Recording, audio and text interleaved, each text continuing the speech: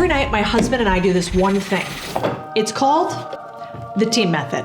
It may completely change your relationship. It did for ours. We, maybe like you, were really busy, tanks on E, not enough time for each other. So we sat down to talk with our therapist, and she recommended one daily action: team.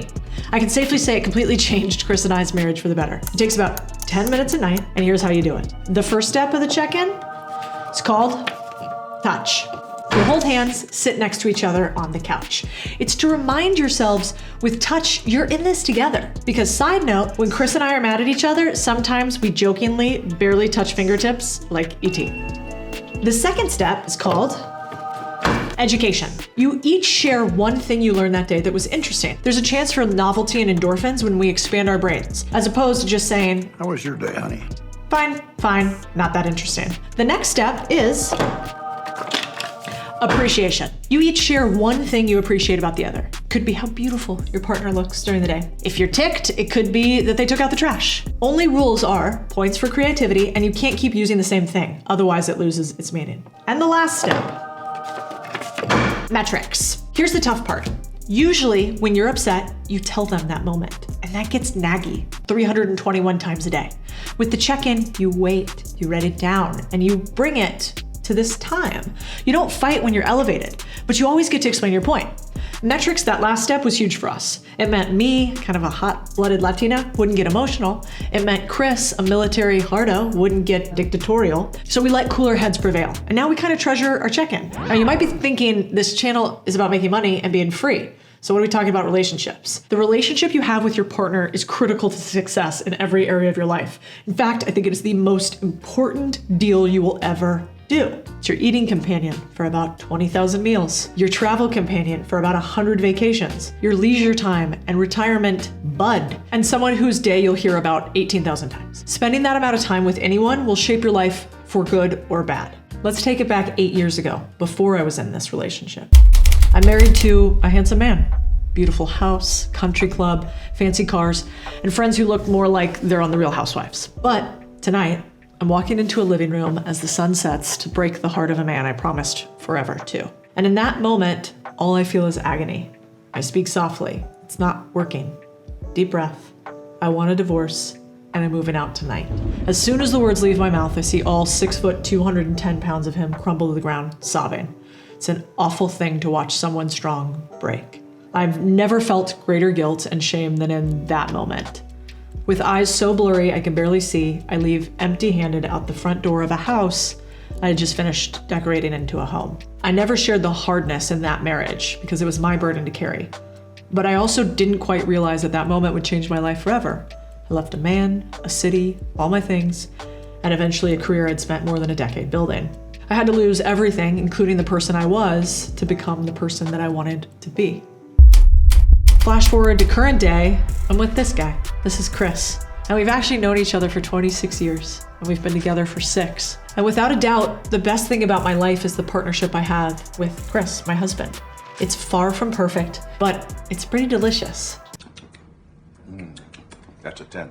I met Chris when I was a kid. We went to middle school together, and then we lost touch for decades. I was traveling in Latin America, living in Dallas, and he was becoming a Navy SEAL. And my dad actually became friends with Chris. They used to hunt together. And so he actually introduced us. Arranged marriage, 21st century version, I think. But I remember, when I told my dad that I didn't think that I was ready to do another type of relationship, and I wasn't sure if I ever wanted to get married again because that was so painful, he started talking to me about the relationship that he has with my mom. He told me that the most important thing that ever came from his relationship with my mom is that through life, people pick all the wrong stuff. They pick who are you sexually attracted to. They pick status, they pick money. But I used to have a sister, and she died when I was quite young. She was born with a heart defect, and my mom and dad had to go through, I think maybe one of the hardest things parents can go through, which is losing a child. It breaks up most marriages, they don't last. And my dad said that he doesn't know what he would have done without my mom in that moment. And that every single difficult moment through life is just easier if you have 2 shoulders with which to carry the burden. And I've realized that I've been able to take a lot of risks in life. You guys see them on YouTube and all the careers that I've had, and losing lots of money and making lots of money and buying things and selling businesses. Probably one of the only reasons that I've felt comfortable enough to go out on the internet the last 3 years is Chris. I played small for decades until he said that I didn't need somebody else to do deals with. I could just do them all by myself. I didn't need to be quiet. I could have my own voice. And without my husband, I never would have been able to do that. I have a lot to thank Chris for, that's for sure. And if you like these videos, I guess you do too. So you could thank Chris for anything you like on YouTube, and you could also subscribe, give him a little extra bonus. We do things so differently than when I was married before. One of the first things is we wrote down all the rules that have kept us in love and in marriage and the promises that we make to each other. It's kind of our own toolbox for a happy relationship. In it are only the rules we have found completely necessary, nothing less, nothing more. And we shared it for the very first time last month, and the response was kind of wild because what the f do I know? I'm still trying to figure it out. So it's a reminder for us and maybe helpful for you. I've given you one thing, team, but there are 11 more, all of which come together to create, at least in our case, a happy relationship. And I hope it's something that can serve you. First up, fight style. If you don't know about your partner's specific fight style, you might want to find out. 2 different types, fighter or a fleer. I'm a fleer or a shutdowner. Chris is a fighter or a lean-inner. Once you realize how your partner reacts, then when they exhibit that behavior, you realize this is normal. It's actually not a you thing, it's a them thing. The more you can realize that, the more you can decrease your triggers. So this was really big for us. I didn't even know this was a thing until our therapist told us. The 5 love languages. I feel weird even saying this. This is slightly woo-woo, but this is a book by Gary Chapman, and it's real. You see, there's 5 different types of behaviors that make you feel like somebody loves you. And it turns out almost all of us like one more than the other. Chris's is acts of service. Mine is physical touch. When you read the book, you realize that you don't want to do unto others as you would like them to do unto you, but instead do unto them as they would like. It's a small but big difference. I remember one of my friends told me to read this book back in the day when I first got married. I kind of didn't because I thought it was fluffy. And then I realized I am telling my husband he's so handsome all the time. He's incredible. He's such a strong man. I think you look cute. That does nothing for him. Instead, he wants me to do something to help him out, to show him that I'm thinking about him with my actions, not my words. So you could think you're pouring into your significant other, which often happens. Like, I tell him all the time this, I do this for him. You likely just aren't doing the thing that actually fills their tank. You're doing the thing that fills your tank. Next up, temperature gauge. Our therapist taught us something really cool. She called it our temperature gauge. You know how when you start feeling triggered, you can feel it in your body? Oh my gosh, how awesome am I sounding right now? But basically your chest tightens, or you grind your jaw, you wrinkle your nose, you start to feel hot. You want to escape. If you're me, I move around a lot. These are signs you're kind of getting elevated. You want to fight a little bit. And we've been learning how to notice them and then say simply, hey, I feel myself kind of getting a little amped. Can I calm down and come back around on that? That way you take the blame, then your partner gets a willing audience on the back end. If you think this is too woo-woo, you probably need it more than anybody else. At least this is a note to myself and not you. I certainly did. Next one, too small trigger. This one, Elon liked. How fun is that? Love that guy. Every time my husband and I get into an argument, we try to use this one thing called the too small trigger. We were having trouble picking our battles, so we started something. How often do you look back on a fight with your significant other and think, that was dumb? I can't believe we got into it over clothes left on the ground, dirty bathroom sinks, being 5 minutes late, taking the trash out, keep it going. We as humans actually do a terrible job at prioritizing when we're elevated. So we started doing this one thing mid-fight. It's a pattern interrupt when we can do it. When one of us starts to get upset, the other one listens for a second. Then right about when we're going to start defending ourselves, which I often do, or shifting the blame, we ask the other person on a scale of 1 to 5 how important this is to us. And for some reason, it seems to trigger at least the other person to pause, think about it, breathe, and then respond. Sometimes it truly is a 5, and resolving that is a top priority, but most times it's not. You're gonna really tell me a sock is a 5? It's usually a 1 to 3. And so then you say, all right, it's 1 to 3. Can we table this and tell our team later? We can constantly prioritize at work, but we actually don't do it that well in our relationships. This changed the game for us, and I wish somebody had told me this way earlier. See if it works for you. Next one, get a pro. This one was hard for me. I like coaches and I hate wasting time when I can steal somebody else's 10,000 hours. Chris is the same, but we thought that therapists were for when things were going wrong. Especially I thought that because I think all men were taught that, or at least men I know were. Chris is a dude's dude, but he's all in on therapy because it makes us stronger, not weaker. He has a jiu-jitsu coach. We have business coaches. Go steal the pros' homework if you can get them. One of the biggest mistakes that I think the generation before us had was they had too much ego or concern about things like therapy. We had a negative connotation to it as a society. Certainly my parents did. I think now, if they could go back and do it differently, they would have stolen somebody else's homework too. Next one. Seems obvious, but have shared goals. Healthy relationships set the tone for a healthy lifestyle and business. If your spouse, friends, or other loved ones encourage a healthy diet, exercising, not smoking, you're probably gonna do it. They're out there binge drinking, you're probably also going to do it. It turns out behaviors are contagious. So if you can get your spouse to start doing a few things easier, you can do the same thing. My parents, for instance, forever would eat super unhealthy, and my dad would keep this thing of chocolate-covered almonds from Costco in the fridge, and my mom would have like a glass of wine or two, and then she'd want to eat 37 almonds. If you've had one of those, maybe you get it. And then finally she said to my dad, dude, it's too hard. They're here, so I want to do them. You're eating them, so I want to eat them. Decrease the amount of things that you have to have willpower on that are tiny, that'll let you have the willpower on the big things. Things are contagious, so have the same goals. As soon as my mom and dad got on the same page about, hey, we want to eat less processed foods, we want to like lose a few pounds, we want to make sure that we're healthy for our grandkids, everything changed. Now that's really easy for me actually, because Chris is super healthy, and I think I'm the one that sometimes has to work on the contagious stuff. This one's one of my favorites.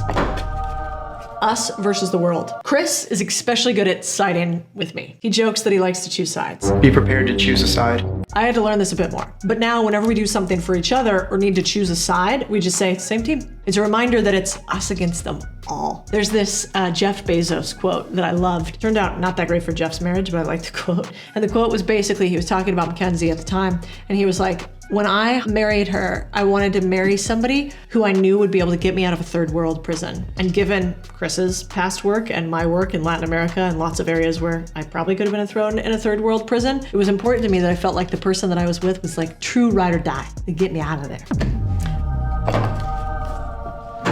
Use safe words. Not that kind. My dad watches this. Couples always compromise and go to the in-laws event or the company meeting or the friend's wedding. That's okay. There's like a societal expectation that your significant other has to like and do what you want to do. Throw that away. Once we gave each other permission to bail, we got a lot happier. We have a safe word. And when we're really done with something, we slip it into the conversation. Pufferfish. And it means we bail as a couple. Remember, same team. Keep it secret, keep it safe. Any other Tolkien nerds out there? Well, no. And yes. You won't find us saying things like the old ball and chain or, oh, my husband did this. We keep it safe and we keep it secret. There are gonna be problems, but talking to others about it does absolutely nothing but allow others into your marriage. No parents, no friends. We're not into physical or mental polyamory. Thank you very much. This one's big. In today's society, a lot of women talk all the time about, oh, my husband sucks, or here's all the things that he does wrong. And I think there is no faster way for you to separate away from your other human than to talk about them like that behind their back, even if it's a joke. And so you will never see us do that. We will fight, believe me, behind closed doors. But when it comes to talking about the other person, it's always positives, because guess what? You chose them. So what does it say about you if you talk about the human that you chose like that? Not good. Important. Never ever use the D word. We, at least at our house, we have a list of off-the-table words. Hate, divorce, leaving. Just those three. They're just not an option. Because when you let them out of the bag, like just a little bit, they're little gremlins that take over the place. We chose each other. That means hopefully till death do us part. And the idea that you could talk to your partner and threaten them with something that you do not want, that is the dissolution of the very thing that you have promised the other person for life, doesn't seem like a great idea. If you use the word divorce, you better mean it. The 2-week rule. Maybe we're codependent, but we never go 2 weeks without seeing each other. With our schedules, that can actually be kind of hard, but it's a rule. That means we usually travel together. You'll see us working together, working out together. He's my person, and we want to experience life together. If you don't do that, you're like two petri dishes with different inputs. You grow differently, and we want to grow together. I had 2 friends that applied for YPO together. They both ran the business together, and YPO said only one of them could come in, even though they were co-founders of the company. They only allowed one founder, and they said no, because if we can't do it together, we don't want to do it. Now, it doesn't mean you have to be joined at the hip. Chris likes hunting things. I really don't. Chris does a lot of jujitsu. I don't. But every chance we get, we do choose each other. And I think somehow we said that codependency wasn't okay, but they are labeled you're a dependent on the tax return. Also, he hates the internet, but check this out. He's now getting into the content game. Go give him some love.